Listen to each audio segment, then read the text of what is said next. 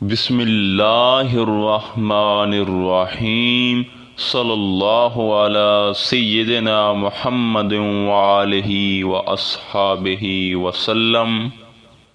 ہمارا آج کا موضوع انتہائی اہم اور خاص ہے،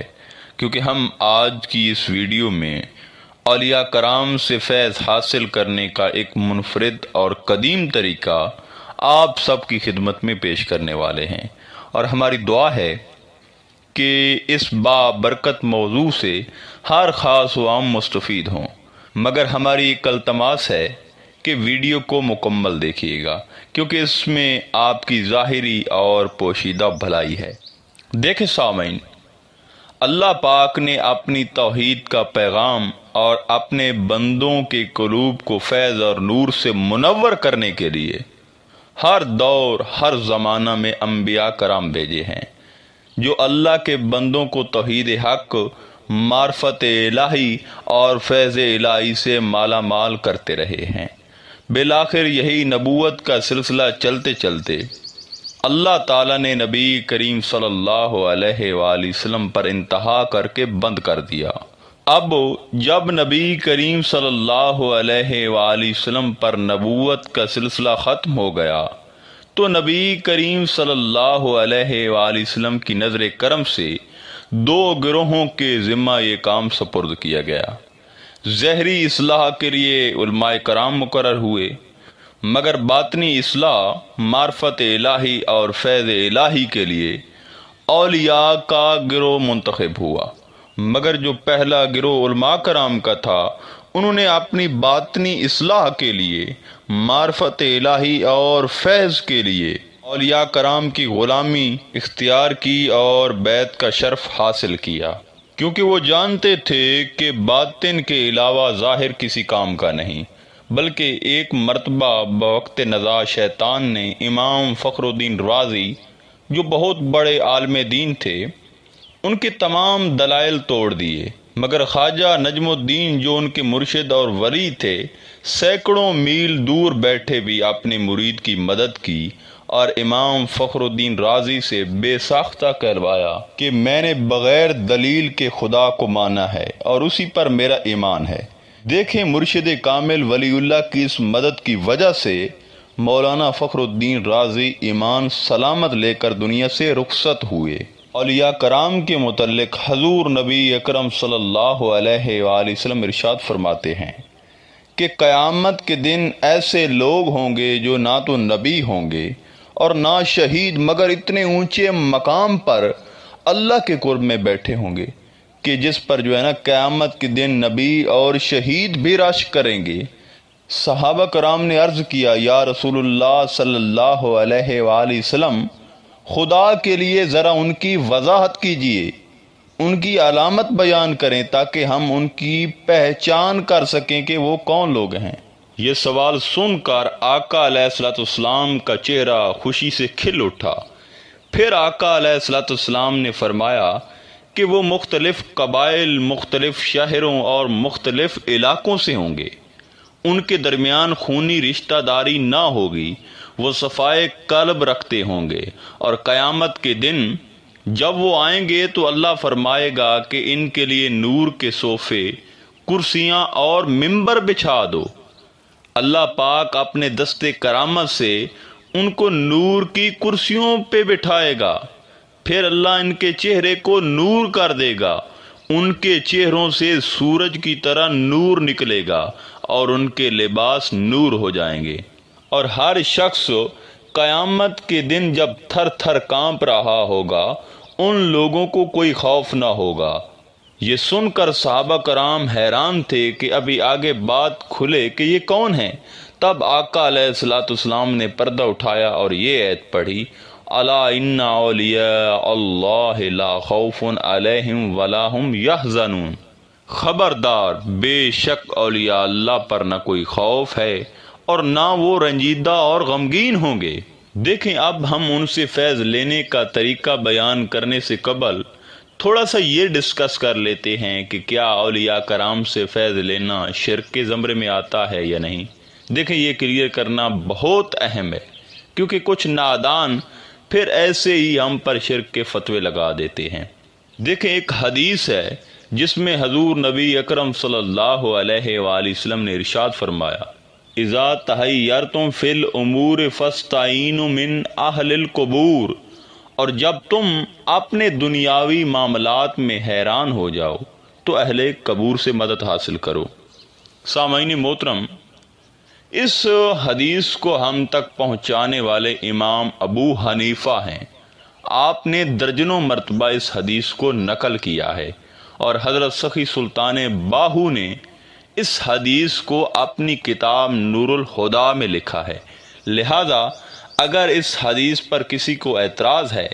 تو وہ امام ابو حنیفہ کے پاس جائے، حضرت سخی سلطان باہو کے پاس جائے اور ان سے پوچھے کہ یہ انہوں نے کیوں لکھی ہے۔ حضرت سخی سلطان باہو ایک اور حدیث نقل فرماتے ہیں کہ حضور علیہ الصلوۃ والسلام کا فرمان ہے، خبردار، بے شک اولیاء اللہ مرتے نہیں بلکہ وہ ایک گھر سے دوسرے گھر میں منتقل ہو جاتے ہیں۔ اب جو ایک گھر سے دوسرے گھر میں منتقل ہو رہا ہے اس سے کچھ لینا شرک کہاں سے آ گیا؟ ارے نادانو، وہ تو زندہ ہیں، ہمارے درمیان ہیں، بس تم اپنے اندر کی آنکھ روشن کر لو، وہ تمہیں اپنے آس پاس دکھائی دیں گے۔ حضرت سخی سلطان باہو پاک فرماتے ہیں کہ اولیاء اللہ مثل آفتاب قبر میں فیض رسانی کرتے ہیں، جو بھی ان کا نام لے کر انہیں پکارے وہ عیاں ہو کر حاضر ہو جاتے ہیں۔ آپ رحمت اللہ علیہ مزید فرماتے ہیں، تو اس میں تعجب نہ کر اور نہ ہی اس کا انکار کر، کیونکہ اولیاء اللہ کو ہر قسم کی توفیق حاصل ہوتی ہے، اور بے شک وہ خزائن الہی کے مالک ہوتے ہیں۔ اب باتیں ہیں کہ اولیاء کرام سے فیض کیسے حاصل ہوتا ہے، اس کا کیا طریقہ کار ہے۔ دیکھیں سامعین، اب جس فقیر ولی سے محبت کرتے ہیں اور جو آپ کا پسندیدہ ہے، اس کے خالی نعرے لگانے سے فیض نہیں ملتا۔ یہ نہیں کہ بس 11ویں شریف کا حلوہ بنایا اور کھا لیا، مگر 11ویں والے کی نہ سنی نہ مانی اور نہ آپ کی کتب پڑھی، اس طرح تو نہیں ہوتا۔ دیکھیں اولیاء کرام سے فیض لینے کا جو ایک قدیم طریقہ ہے وہ یہ ہے کہ جو ولی آپ کا پسندیدہ ہے آپ اس کی کتب پڑھیں۔ جن کتب کو آپ خالی کاغذ یا عام کتاب سمجھ کر چھوڑ دیتے ہیں، یقین جانے کہ سارا فیض ہی اسی کتاب میں ہوتا ہے۔ مولانا روم فرماتے ہیں کہ میری وفات کے بعد مجھے میرے مزار میں نہ ڈھونڈنا بلکہ مجھے میری مثنوی میں تلاش کرنا۔ ایک سوال کا جواب دیں کہ حضرت داتا علی حجویری کے مزار تک خواجہ معین الدین چشتی اجمیری کیسے پہنچے؟